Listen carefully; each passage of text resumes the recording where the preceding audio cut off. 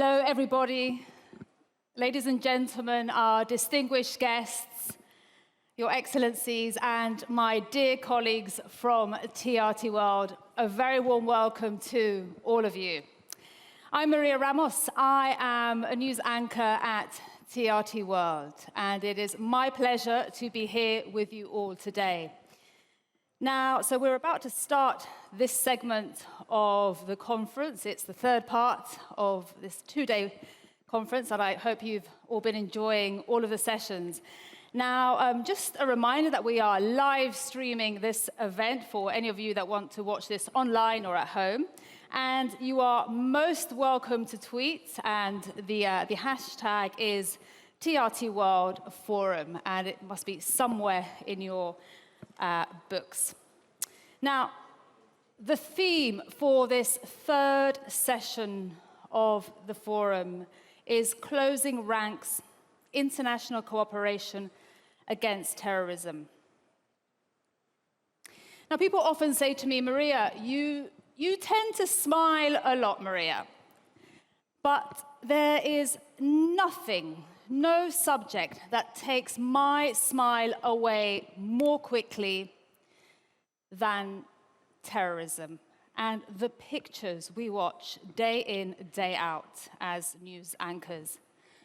And it's a subject that touches absolutely everybody, wherever you are in the world, and not just big global cities.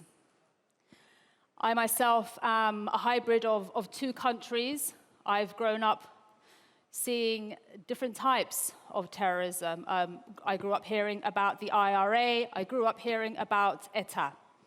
And today we have very different forms of terrorism, and we will be discussing them with our panel. And a point I want to make is that terrorism is not linked to any specific religion. And nobody is left untouched by this subject. And I get very, very, very angry by the scenes that we see, the stories that we say, and I'm sure you all do too. I get angry when I see a concert hall with young children, like the one in Manchester, going to see Ariana Grande, for many of them, their first concert ever. And then, bang, they are blown up. And they lose their lives. I get absolutely very angry when I remember just, I think it was last month or 2 months, school children in Yemen on a bus going on a school trip. You can imagine they had their rucksacks, their pencil cases, and there's not much fun in Yemen. And there they are on a school bus, on their way to a school trip, and 40 of them lose their lives. And I'm sure you all get very, very angry as well. And we ask ourselves, why? Why? Why does it happen? And it's happened even here, minutes away from where we are here at this hotel. Twin bombings in close to Beşiktaş Stadium, Reina nightclub, somewhere I run past on the Bosphorus. I'm a runner, it's part of my running route. And I always think how very, very vulnerable we all are. And again, I'm sorry to maybe remind you all of how vulnerable we are. Now, today, we're here to find out why this happens and what people around the world are doing to stop this. And is it working? Is it working? And what could be done to improve? So now, before I introduce our panel, we're going to play a very short video.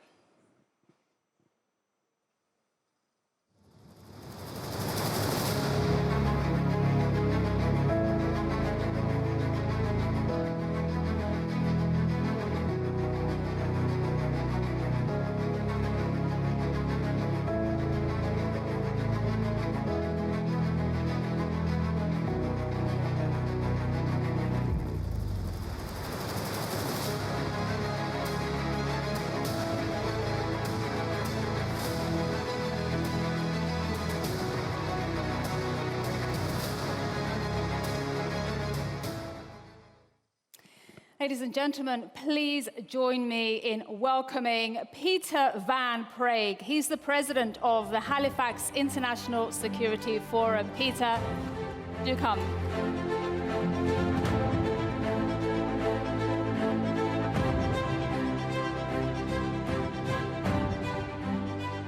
Welcome, Peter. Great to have you here. Thanks so much, Maria. It's great to be here. Now, do take a seat. And now, from Turkey, we have Burhanettin Duran. He's a professor at Ibn Haldun University and general coordinator of SETA. Welcome.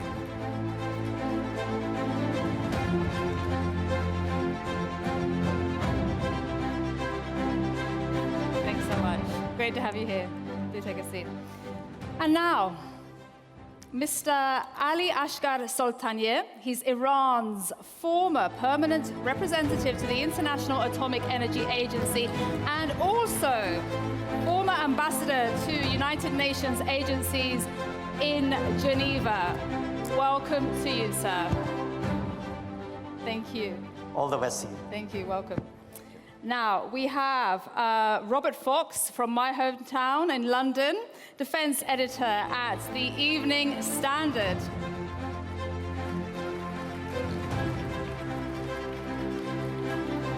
Do take your seat, Robert. And finally, from Turkey, from Istanbul, we have Ufuk Ulutaş, chairman for the Center of Strategic Research from the Ministry of Foreign Affairs. Thank you so much. Now, we are going to kick off our session with the question that makes me very angry. And I must say, sometimes you don't see what happens behind the scenes on the television, but I do throw my pen sometimes on the desk and I ask, why? Why do these atrocities happen?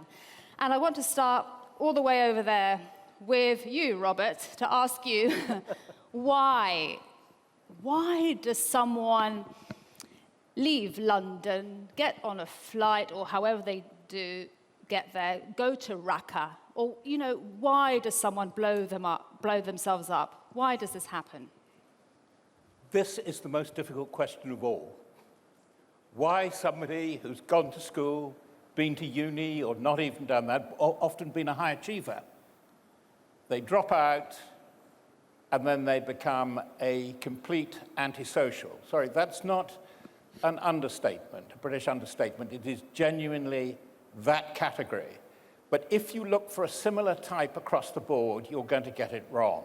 What do I mean by an antisocial? An associative maladaptive is the psychological categorization of Mohammed Atta, who led the attacks on 9/11. I have been through probably nearer a dozen than half a dozen terrorist campaigns, some very, very long indeed. Close friends have been, in journalism, have been victims, Red Brigades, murdered. There are two things which are going to make this discussion very difficult. One, these cases are highly individual. It's highly individual how the perpetrator of the attack, as you rightly mentioned in Manchester, came into that. But there is also, which I think can help us out, there is a discrete culture. There is a subset, a mental language, and each terrorist movement has its code, and they know how to communicate in that code. And what you do is you don't just look at the perpetrator, you look at the code. And there are ways of looking at it now because, as you've been hearing in previous sessions, things like the internet, big data, but above all, social media can help us give clues. But what you cannot legislate for, and I've been a journalist 51 years, you cannot tell why that particular person, and oddly it's generally more a man than a girl, will suddenly flip and become a terrorist. Quick definition of terrorism, it has to have the component of egregious, outrageous, unethical attack on innocents, on civilian people by surprise. And it's that ethical component. I tell you, I still go down the streets in very dodgy places that I go to and wonder, not if, but sometimes when it's going to happen. Yes, and sitting next to you is Ufuk Ulutaş, who has written a book about Daesh or ISIS, the same group, and you even wrote about, you read their manual about the savagery, correct? Tell us, after reading all of this, are you any clearer and wiser about why they do what they do? Well, all of the actors, all of the militants who join ISIS had different, raison d'être, different reasons why they are there. And my major categorization of the participation, the main motivation for the participation of the ISIS militants were threefold, actually. The first one are the psychopaths. I mean, those who dealt with, petty crimes in their past history, like in their previous lives, they were either got involved into like petty crimes, bank robbery, and especially if you look at those, perpetrators in European capitals, you would find, criminal activities in their, previous lives, either bank robberies, rape, distortion, these kind of crimes. So they are just transferring their experience from their past psychopathic life to ISIS and giving probably a new trick, new meaning to what they have been doing. So ISIS was a kind of a scene where they can act their previous performance in a new setting. And the second group are mostly pragmatists. I mean, they have other agendas, and ISIS is just giving them a way, a tool to achieve their own goals. These, pragmatists were especially those who were either in Syria or in Iraq, in order to reach their own local, personal goals, personal objectives. They worked with ISIS and they participated in ISIS. The third, and I think the most dangerous part, was the ideological core, who believed in the ideology and who believed in almost everything written by the past Salafi jihadists, their method of fight against infidels. They saw themselves a kind of a cosmic role in the end of the day. So they want to redeem themselves through the work that they have been doing, in their own societies. Now it was time to carry those activities into a new, setting in Iraq and in Syria.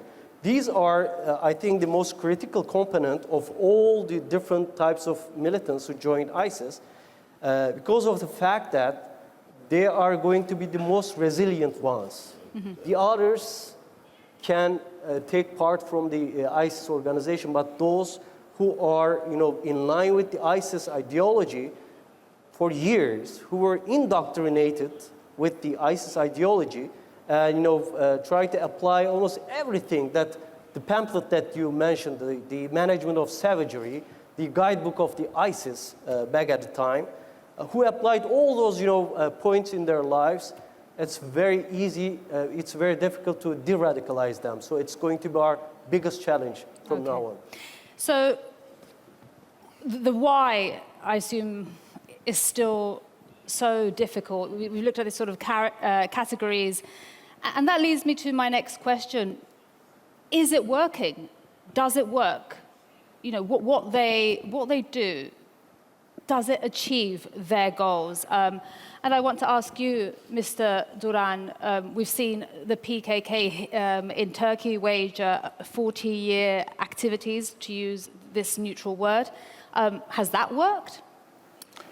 Well, for the case of PKK, this organization is an ethnic separatist movement, and Turkey is fighting with this terrorist organization in the last 40 years. And actually, we have lost many people, 40,000 people in this fight. When it comes to evaluate what are the factors that Turkey didn't prevent this terrorist organization attacking on Turkey, actually it is basically about Turkey's unstable, insecure neighborhood. In Turkey we separate this issue into three parts. One part is security, another part is identity issue and another one ethnic separatist movement, terrorist movement. In terms of economic welfare and security issues, domestically it is okay. But for identity issues, in the last 10 years, Turkey made many things, many achievements in that regard. But when it comes to fighting with terrorism, you have to cooperate. You should receive a cooperation from your neighbors and internationally. But when you look at just in the 1997, the US listed PKK as a terrorist organization. Mm-hmm. And thanks to the political conscience that was created after 9/11, there was a fight against terrorism in a cooperative manner by our allies. But today, we face an enormous threat coming from the US support to YPG, a branch of PKK terrorist organization in Syria. So when you don't get enough international support, even from your allies, it's not easy to face this terrorist organization. Okay. There is arms coming from Washington to PKK, and we face this threat still in our borders. That's the basic explanation for the continuation of this PKK terrorist organization. Okay. And just to point out that we did have an article in the Washington Post by Mevlut Çavuşoğlu that said, why does the US continue, that they must stop arming terrorists. That was the title of his article just last week. So, Peter, you live in Washington. What is the US perspective on what Mr. Duran has just been outlining there? Maria, it's great to be here. I am very happy to be back in Turkey. I'm very happy to be in Istanbul. Really, I think Istanbul is probably the most beautiful city in the world, and it's wonderful to be here. I also want to thank everybody at TRT World for putting on this amazing event and bringing all these people together. These conversations are really what's very important, to gain understanding what other people are thinking, and I also specifically want to commend TRT for emphasizing the role of women in international security and international issues, and women leaders, which is something that is very, very important, and it's something that my organization also emphasizes, and I think is could be the key to the future, potentially. I'm not dodging your question, but I'm thinking about it. When talking about, actually, I do want to say one other thing about Istanbul specifically, but Turkey more broadly, and that is to congratulate Turkey on its anti-terrorism measures. You mentioned Reyna nightclub in your opening remarks. There was also the attack at the airport. There's been attacks outside a football stadium, as you mentioned. You will notice that, and also in mass gatherings, you will notice that it's been almost 2 years since a major terrorist attack in Turkey, and that is not because there are no terrorists. It is because of the Turkish security forces who are doing an outstanding job keeping Turks and keeping visitors to this incredible country safe. And that is something that everybody needs to understand, including people from the West, who don't always understand the specific challenges that Turkey is facing. With regard to terrorism writ large, I'd like to echo remarks made by Robert earlier, which is each case has to be looked at individually. If you look at Daesh, that is much different than PKK, which is much different than Taliban, which is much different than, you mentioned, the IRA or ETA. All of these are terrorist organizations, and all of these have different, Robert used the word codes, but they have different, in French, raison d'etre, reason for being. And trying to understand all of them, I think, is very important, but also to understand that you're never going to understand. there is no justification for terrorism. It is something that has to be not allowed in any type of international structures. There just has to be, all nation states, all international organizations do have to have a baseline understanding of terrorism, and the images that you described, Maria, are exactly the images that terrorists use to gain fear into the population, which is the ultimate goal. With that in mind, I do want to say, and this is very important to say, and it's also difficult to say, terrorism is terrible. Terrorism is tragic. The images that you portray at TRT World and that are broadcast around the world, these are what makes people scared. But it is also important for people here and others to know that terrorism is on the decline. Okay, terrorism declined. It is declining in 2018. It declined in 2017. It declined in 2016. It declined in 2015. The peak year for global terrorism was 2014. So something is working, and I think it's important that this... What's working? What's due to this? What's the decline due to? Okay, well, I do think first of all, nobody knows exactly. There's no right answer, and I think for the purposes of this conversation, I think we should distinguish between facts and opinion. So I will just tell you, I don't know what's working exactly. Maybe others do know exactly what's working. I think it must be a combination of things. I think that force, going after the terrorists where they are, there is something to be said for that. But also understanding what drives a terrorist, I think, has increased over time, and that approaches have been changed since the initial 9/11 attacks, which sparked what was called the global war on terror. Technology has changed, and I'd like to talk, I think we should have a full segment on technology. But you did mention, and I don't represent the United States government, but I don't want to dodge your initial question, which is about American support for the Kurds in Syria who were fighting ISIS. First of all, every nation makes mistakes, okay? The United States makes mistakes, and because the United States is a very big country, when it makes big mistakes. The support for, and this is true, the support for fighters inside Syria is not and was not intended to support separatist movement, PKK terrorists. That is the result, but that was not the intent. The intent was to use an available force to kill Daesh fighters.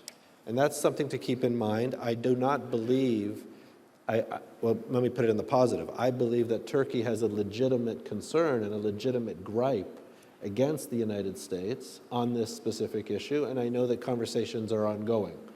But it's important to know that the United States is not intending to support PKK separatism from Turkey. That's not the intent. The intent was fundamentally to fight ISIS fighters.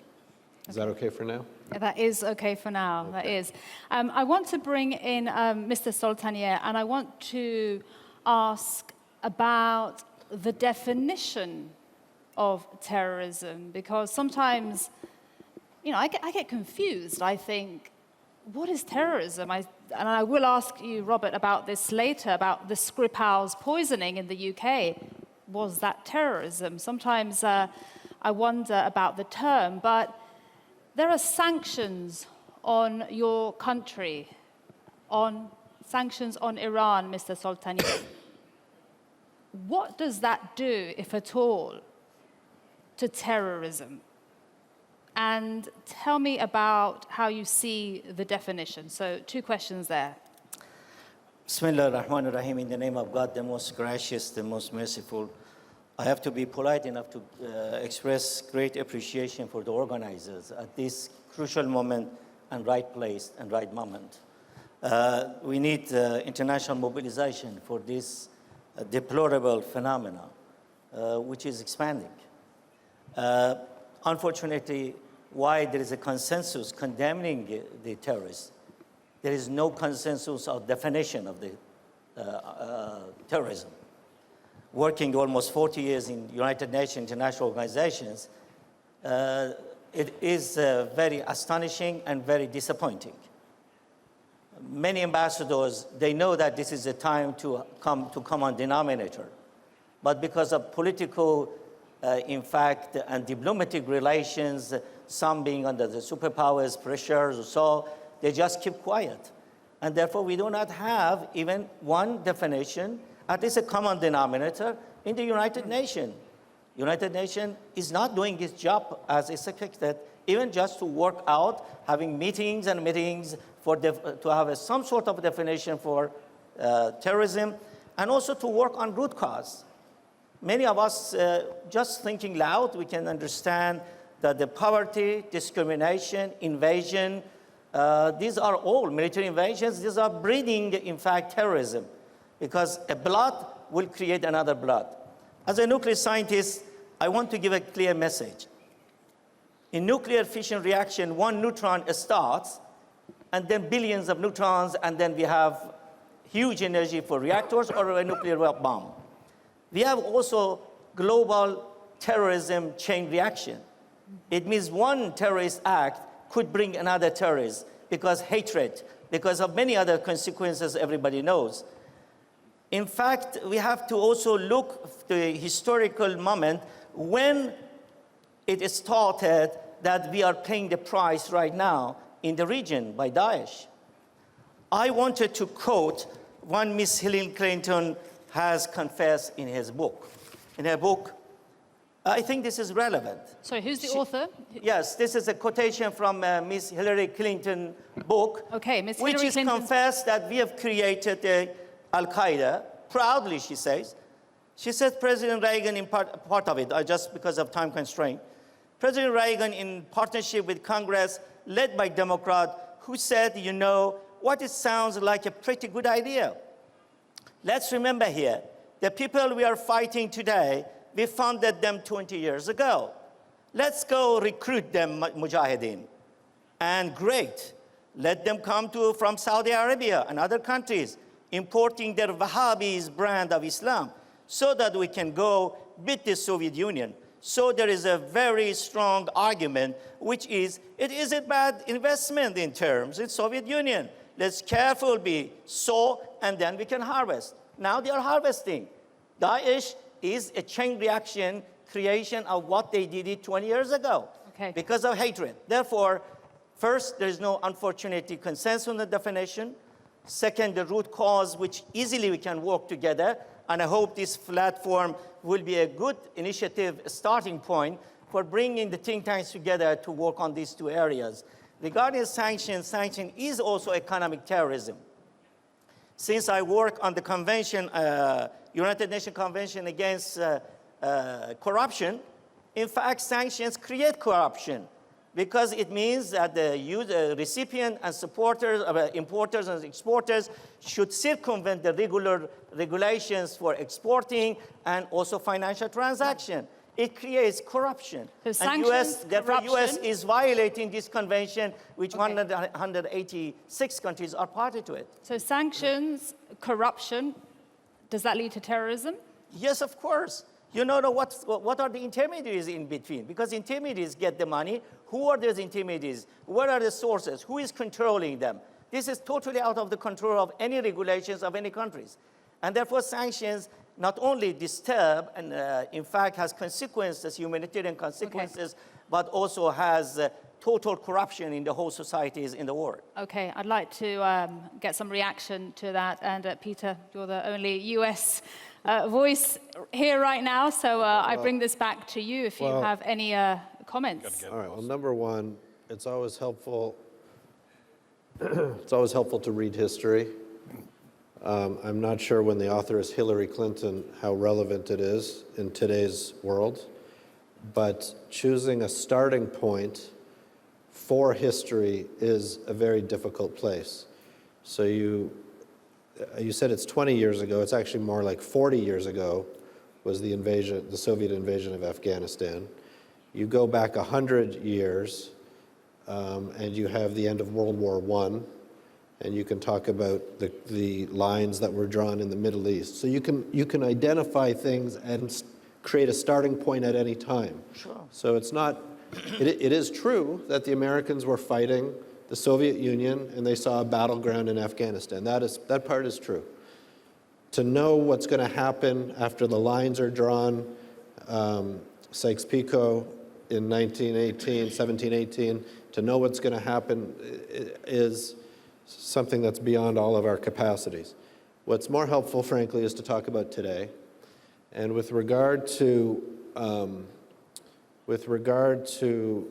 my friend's comments and sanctions, I think it is important to note, and this is true, that terrorism, in most cases, is sponsored by nation states. And so there is a money flow, there is an agenda set, and there are nation states behind many, many terrorist organizations. There are links that are sometimes very difficult to follow and sometimes more apparent to follow. And so when we talk about what drives a terrorist, there are some terrorists who are for hire. There are some terrorists who are ideologically driven. There are some again, it's different in every case. But I do think as we are defining and trying to find a global definition for terrorism, it is important to know that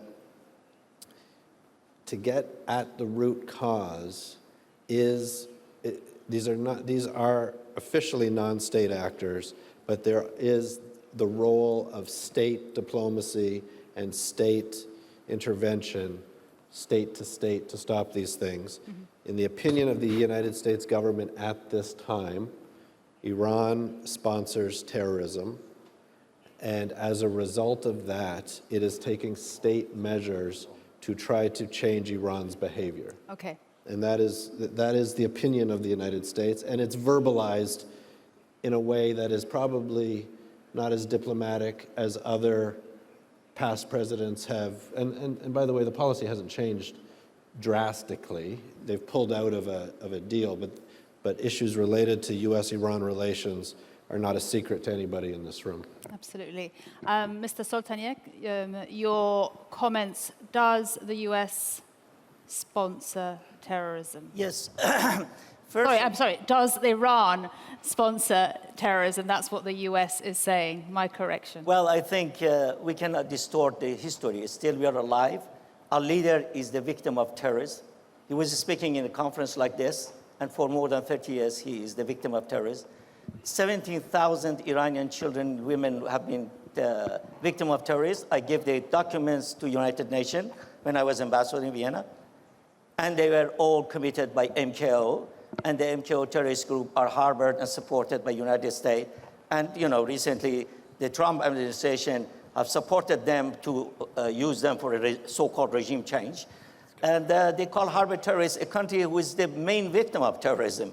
And we have been fighting the terrorism. In fact, in the region, and I'm grateful for condolences that they have told me for recent terrorist attack in Iran, that many children and women were killed when they were seeing the parade of the 8 years imposed war, which was the longest war in the history. This is an event which happened, of course. We are paying the price of this one. But of course, the thing is that the others are giving the words for war against terrorism, but we did action. You can see many funerals in Iran that are massacred and killed by Daesh and beheaded, and we are having funeral in Iran. Therefore, we do action. This is the time to have international cooperation, international forum for work together against this phenomena, and also in action, real action. Okay. Rather than US hiring a terrorist group to combat Soviet Union, they could have raised in the United Nations. Okay. The United Nations is to find out how we be against any invasion in other countries. Therefore, this was a wrong way from the beginning, of course. Okay. I want to move the conversation forward because I know US-Iran could be a whole forum for a week. And Robert, I want to bring you in. I saw you shaking your head vigorously over there. Your reaction to these comments, if any at all, but also I want to ask you about media responsibility with all these grotesque acts that happen. What are we doing right and wrong, and what could we do better? But first of all, if you had any comments. You're beginning to confuse me because there are so many questions in that. Can I just say, I was just listening to these two, and it's the reason why I'm not in your chair. Because A, I'm not as good looking, but I have done. I apologise for confusing you then. But this kind of ping pong match, you're quite right, everybody. It could go on forever. Yes. But can we draw something from that? There is a terrible tendency to say when you see an egregious act against your national interest and call it terrorism. That's too easy. That is sloppy thinking. I also disagree with the learned ambassador. I follow where he's going to a point. I actually think the UN could do more about working on terrorism. Because, as we say down on the farm in Somerset, if you can't make the cow go through that, you work around and you pull it through. The fact is that there are instruments, conventions of genocide, of crimes against humanity, and you attach it into that. Because I don't think you're going to get a pure rubric, do you understand? So you would understand it, from which you're going to get an instruction, say that you will do this, and therefore we're going to carry out the Convention Against Terrorism. It's an aspiration rather than an instruction, but it can be done. Point two, I think that you've raised a huge question, and the ambassador quite rightly, international cooperation.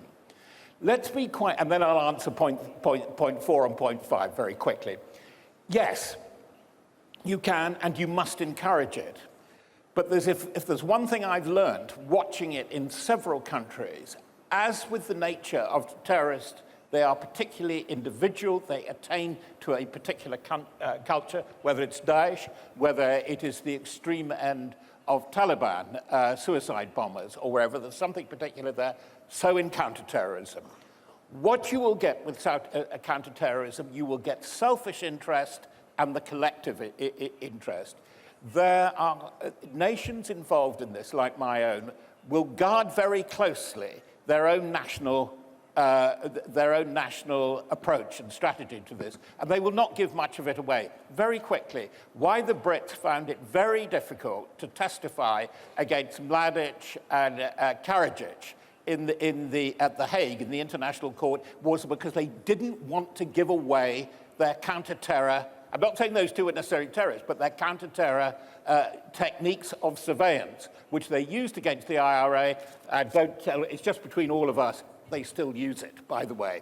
So you're going to have national interest, self-interest, and then you will have a shared culture. And that's the way in which you can do it. Now, the Brits have got quite an elaborate counter-terrorist procedure. They've got a thing called the PREVENT strategy, which I think is far too restrictive of civil liberties and particularly intellectual liberties of children, by the way. And they've also got modes of operation with a joint anti-terrorist analysis committee, which has been incredibly successful in following them. So that's where that's perhaps a guide to what might be done.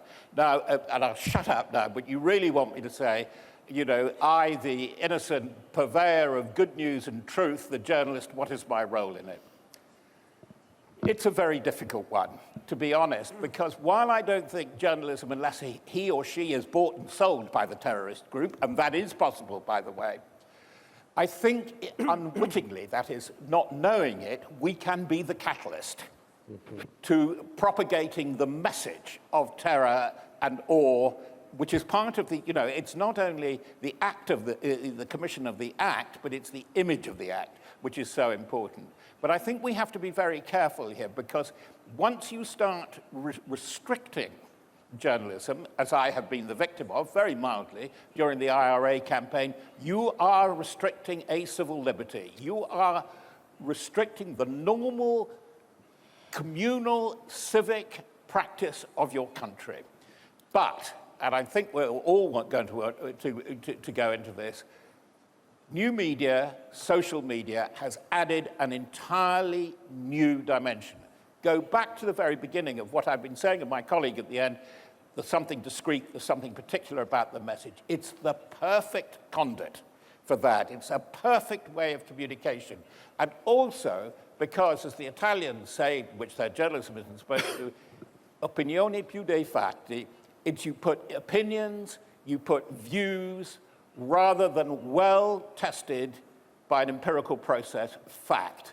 And this is the real bugbear. But I think, and I'd like to conclude at the end of our discussion, it's the only thing I really like to leave you with, I think that puts an extra responsibility, an extra challenge on people like me. In the metropolitan, transparent, above-the-ground media, yes, we make mistakes, and you must tell us. But we still must try and tell the truth, and particularly the truth to power, and to reassure of our goodwill and good offices to our wide audience. That is the obligation of a journalist. We cannot walk away from this. You cannot censor it, but it is a vital role, but it's a very tricky role because, as I said, not knowing it, we can aid the terrorist process in some circumstances. Okay, and I want to bring in Ufuk, who's sitting next to you, Ufuk Ulutaş. You've written a book about ISIS, and you watch the developments very closely. Has Daesh, ISIS gone? I haven't. I know we talked about it with regards to Iran last week, although I'm not sure if it's been confirmed. But have they disappeared? Mm-hmm. Are they, in particular, on the decline? Well, before answering that question directly, let me just raise another point about the definition, the lack of a common definition for terrorism among the international community. I think we are overemphasizing the importance of finding a common definition for terrorism. Because the real problem is not finding a definition. The real problem is, putting that definition into practice. Yes. I think PKK is a great case in that sense. Mm-hmm. PKK is designated as a terrorist organization by the United States, by the European Union, as well as UK and Turkey. But when it comes to practice, as we have seen in Syria, the practice may be different than the designation, I would say. So definition is kind of a detail in this case than the practice itself. So I would like to emphasize more on the practice rather than the definition itself. Of course, a common definition would be very useful. As to your question, the statistics may be misleading. And those kind of statistics have misled us before. I mean, during the Iraq War, for example, between 2007 and 2009, when the US Army came out and said, the mission is completed. We won the war against the radicals in Iraq. The Al-Qaeda in Iraq is done. They're gone. And we gained the territory back from the Al-Qaeda in Iraq. It took only 2 years for Al-Qaeda in Iraq to come back with a different package, with the creation of ISIS, new methods, with a bigger population and controlling a bigger portion of the land in both Syria and Iraq. Of course, ISIS has been degraded due to several military operations against ISIS in both countries. But you can degrade terrorist organizations using military means, but you cannot obliterate them. Yeah, sure. In order to obliterate them, there has to be some simultaneous political, social tracks, which also should include a reconstruction period. The real question is, do these countries, Iraq and Syria, still retain the breeding ground for terrorism? Unfortunately, they do. They do. I mean, divisive politics, it's still there. Failed states, weak states, it's still there. It's still Non-state actors, violent non-state actors, they're rampant. Yeah. Sectarianism, it's rampant. Social injustice, it's not there yet, right? Economic problems, it's not there. I mean, it's still, rampant in those countries. Refugee problem, people are displaced, economies are collapsed, right? And countries are physically destroyed. Okay, so just to sort of summarize, ISIS, Daesh, they haven't gone, they have been degraded. Okay, and that leads me to my next question. A potential war on Turkey's border in Idlib province brewing. How safe, and this is a question for you, Mr. Duran, how safe is Turkey? Well, Right now. Turkey, Istanbul is safe as London and Paris are. So I know that after 2015 and 16 bombings, you may ask such a question. But, Turkey, after the problems in those years, Turkey started to follow a new policy of security, dealing with security and combating with terrorism beyond her borders. And after 2016, Turkey has conducted 2 operations, Euphrates Shield Operation and Olive Branch operations. And again, the conflict zones in Idlib. These 3 operations actually are the manifestations of Turkey's will to face these terrorist activities beyond the borders. For example, regarding Daesh, Turkey has killed more than 2,000 Daesh militants. And again, more than 5,000 suspected militants were arrested, and more than 50,000 people were deported from Turkish lands. So this strong will to fight with terrorism helped, of course, for peace, and at the same time to lead some reconstruction abilities in the northern Syria, I mean in Azaz, Jerablus, and later in Afrin, to settle refugees, Syrian refugees there. And again, at the same time, you should think of Turkey's ability to secure these refugees, both domestically and to separate them from other militants. So the same task, there is a great task for Turkey in Idlib. And to face this reality is something that, and I believe that Turkey will achieve completely. Okay. You have to first separate militants, HTS militants and other radical groups from the moderate oppositions, and then clean the area from these radical groups. But of course, we know that as the ISIS case is similar, it's not easy to de-radicalize terrorists. You cannot kill all of them. Okay. So you have to separate radicals from moderates and then continue this radicalization. Mr. Duran, I'm sorry to interrupt. I want to just see if there are, we've got about 7 minutes left, if there are any members of the audience with any questions for our panelists before we continue.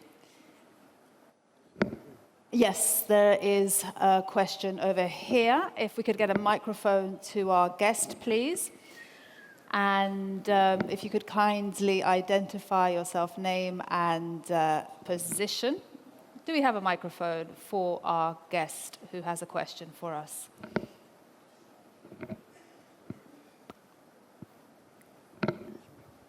You know what? Yeah. Yeah. If you could come a bit closer, yeah. Oh, here we are. Mike is here. Here we are. Thank you very much. If you could also... In recent literature... Keep it very briefly. My name is Hüseyin Beyazıt, instructor at National Defense University and senior affiliated research fellow with Columbia University, Institute for Teleinformation.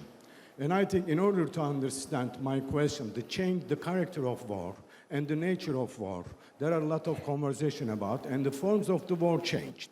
According to this, the nature of the terrorism and also the character and the forms of terrorism have been changed. And if we see, for example, proxy war-fighting based hybrid wars, and also is another important issue. My question is, according to the definition of terrorism, should come with these new forms and the changing character of war and the nature of terrorism. For this perspective, I think international community can come to an agreement in terms of the defining the terrorism. Okay. Thank you. So if I have understood correctly, with proxy wars, how do we define terrorism? Just in a The change of the form, No, it's changing the nature nature of war. and the character of Yeah, terrorism have been I've got it. changed Okay. since the nature Okay. and the Yeah, yeah, I've character got of it. war and war fighting right. have been changed. Okay.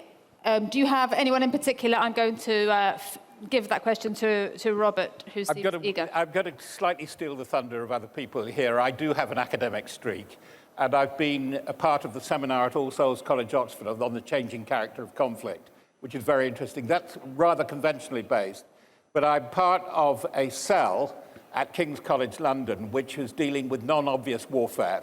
It's not a term that's generally used, but it should be used. You are absolutely right, sir. The nature of warfare, and I think in the terrorism context, this is quite frightening, is going to be quite extraordinary. I will just reel off. We talk a lot about cyber and hacking. We know what that can do.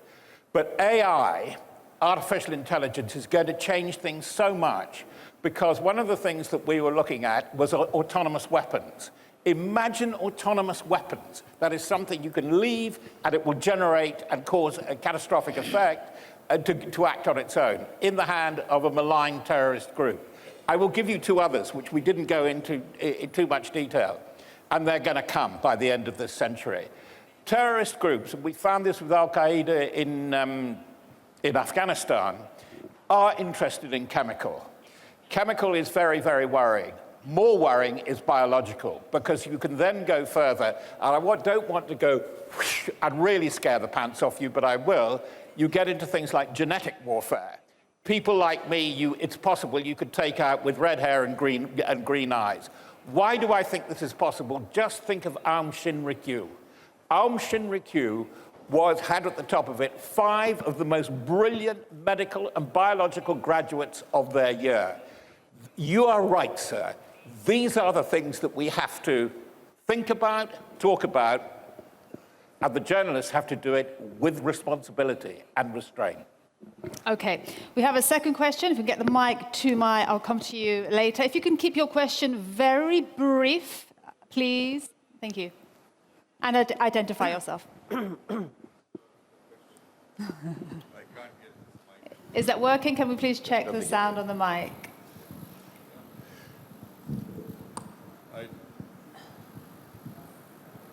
Okay. Question from Mr. Fox. Again, No, okay. no, it's not the Fox show. Sorry, from Mr. Fox. No disrespect to the other distinguished panelists. Mr. Trump and Mr. Erdogan will be very awkward when they discover they're in the same boat regarding media. Mr. Trump says the media are the enemy of the people. The Daily News today in Istanbul reports Mr. Erdogan as saying, and I hope it's not true, but it may well be true.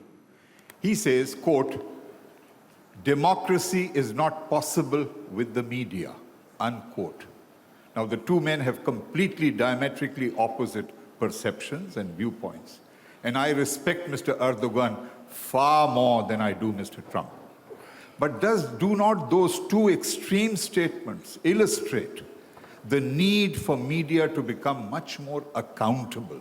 To what, sorry? To become much more accountable. Okay, can we keep that for brief? Power without responsibility. Okay, we're talking about terrorism, so... The way terrorism is reported Okay. and characterized. Can you identify yourself again, please? My name is Javed Jabbar, a former senator and information or Okay. disinformation minister from Pakistan. Okay, thank you for that. Robert, if you'd like to very quickly... Of course, everybody's right about this. Zero marks for originality in your question. Yeah, always give the media a kicking, and you've proved one of our prime roles. Our prime role is to talk truth to power. And this, however much it upsets people, you think we're unregulated, as much as I would think some Pakistan militants are unregulated. I do agree with you, because this is the most challenging thing, because economics are against mainstream media at the moment, the kind of things that we're doing here. We do have to understand, we do have to establish a basis in this, nationally, internationally, of a premise of truth. This is true value. Truth is in the eye of the beholder, and it isn't the monopoly of heads of state or heads of government, necessarily, but it has to be there and it has to be transactional. What I take an inference from you, which is thoroughly dangerous, you just want to close it all down, because it would make it almost so much easier. Gentlemen, before... Yeah, but wait for... I opened up the media in my country, so don't... Okay, we are running out of time, gentlemen. You can carry on this conversation, please, over coffee. We have come to the end of our session, and I'm afraid I'm very sorry for the two people who had questions. This is an amazing and a very, very, very important debate, and we could have gone on for longer. But I just want to say thank you to our audience. You've been amazing. And to our panelists, if you could join me, please, in thanking them. But wait a minute, do not go away. Let me just say, because we have coming up next, Jerome Jar, the social activist and humanitarian, who you may all know because of Love Army. But first of all, so don't go away. Please join me in thanking our guests. And I'm going to repeat their lovely names. Peter van Praagh, Burhanettin Duran, Ali Asghar Soltanieh, Robert Fox, and Ufuk Ulutaş. Thank you, gentlemen. Thank you so much. Thank you so much. You could have gone on for more. Thank you so much. Thank you. Thank you.